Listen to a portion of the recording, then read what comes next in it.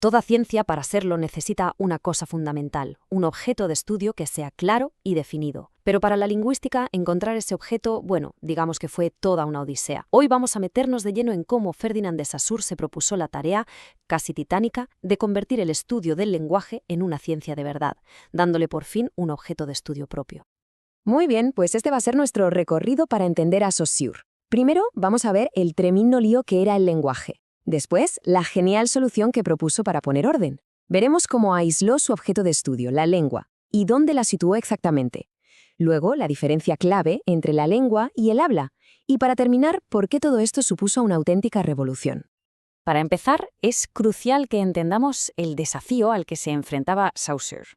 Es que estudiar el lenguaje, así en general, era una tarea prácticamente imposible, como intentar coger humo con las manos.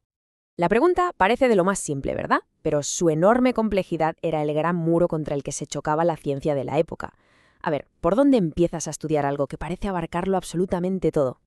El propio Saussure lo describió de una forma que, aunque suene un poco técnica, da en el clavo: multiforme y heteróclito. ¿Y esto qué quiere decir? Pues básicamente que el lenguaje tiene un montón de formas distintas y, para colmo, está hecho de piezas que no encajan entre sí. Vamos, un conjunto totalmente irregular e inabarcable. Y es que es verdad, si nos paramos a pensarlo, el lenguaje es una mezcla caótica de un montón de cosas. Por un lado, es algo físico, las ondas sonoras; por otro, fisiológico, los órganos que usamos para hablar y oír. También es psicológico, las ideas en nuestra mente. Y encima, es un fenómeno social, pero a la vez individual, y que además va cambiando con la historia. ¿Cómo se puede estudiar todo eso a la vez de forma científica? Imposible. Bueno, pues ante este panorama tan abrumador, Saussure propuso algo radical, un enfoque completamente nuevo para, por fin, crear una ciencia lingüística con una base sólida. Y aquí está la clave de todo. En lugar de intentar abarcarlo todo, Saussure dice: un momento, el científico tiene que elegir desde dónde mira. Es esa perspectiva, ese punto de vista que se elige, lo que va a definir un objeto de estudio que sea claro, coherente y manejable. No se trata de lo que hay, sino de cómo decidimos mirarlo. Así que la solución de Saussure fue, por así decirlo, coger unas tijeras y recortar una pieza concreta y esencial de ese caos enorme que es el lenguaje, una pieza que sí se pudiera analizar. Y a ese objeto lo llamó la lengua. Ojo, no el lenguaje, sino la lengua. Tenemos que pensar en ella como el sistema, las reglas del juego, el código que todos los hablantes compartimos. Es algo que está por debajo del acto concreto de hablar. Y lo más importante, es un producto social, de la comunidad, no de un individuo. Lo que define a este sistema, a la lengua, es su estructura. Es ese conjunto de signos que todos tenemos en la cabeza. Da igual si se manifiesta con sonidos al hablar o con letras al escribir, porque el foco está en ese sistema abstracto, en ese software mental que todos compartimos. Vale, pues vamos a ver ahora dónde coloca Saussure exactamente este sistema. Para ello vamos a visualizar el acto de comunicación, lo que él llamó el circuito del habla. Este circuito del habla es, en realidad, una secuencia de pasos. Empieza con un concepto en la mente de una persona A, pasa por un proceso fisiológico y físico y termina, si todo va bien, cuando ese mismo concepto se recrea en la mente de una persona B.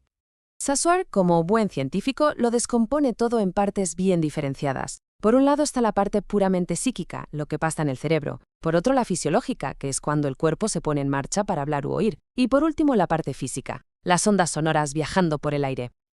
Y aquí viene el movimiento maestro. Con una precisión casi de cirujano, Saussure aísla la lengua y la sitúa en un punto muy concreto, en la parte psíquica de quien escucha, justo en el momento en que una imagen acústica, que es como la huella mental del sonido, activa de forma involuntaria un concepto en la mente. Es un proceso puramente mental y, sobre todo, pasivo. Esta frase es buenísima, porque ilustra a la perfección la idea de Saussure.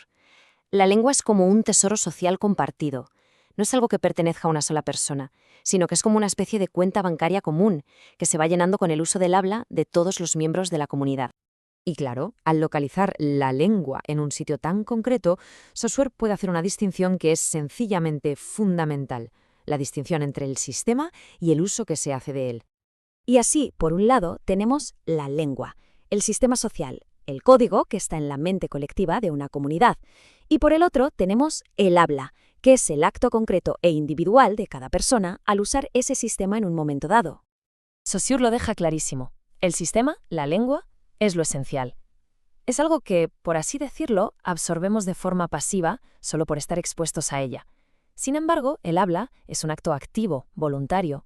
Es el momento en que una persona decide usar ese sistema de una forma u otra. Es un acto de inteligencia y de voluntad puramente individual. Al hacer esta distinción tan nítida, Saussure consiguió por fin darle a la lingüística una base estable.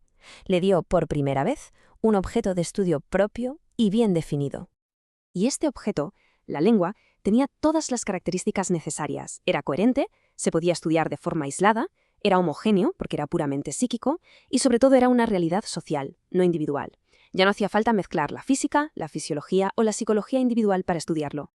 Al final, lo que hizo Saussure fue proporcionar ese único objeto de estudio bien delimitado que la lingüística necesitaba desesperadamente para poder consolidarse como una ciencia moderna. Por fin, había delimitado el campo de juego. Y claro, todo esto nos deja con una pregunta final que es cuanto menos fascinante. Si el sistema, la lengua, es una entidad colectiva, un tesoro compartido que asimilamos de forma pasiva, entonces, ¿cómo demonios cambia? ¿Qué es lo que impulsa la evolución de los idiomas a lo largo del tiempo? Ahí queda eso.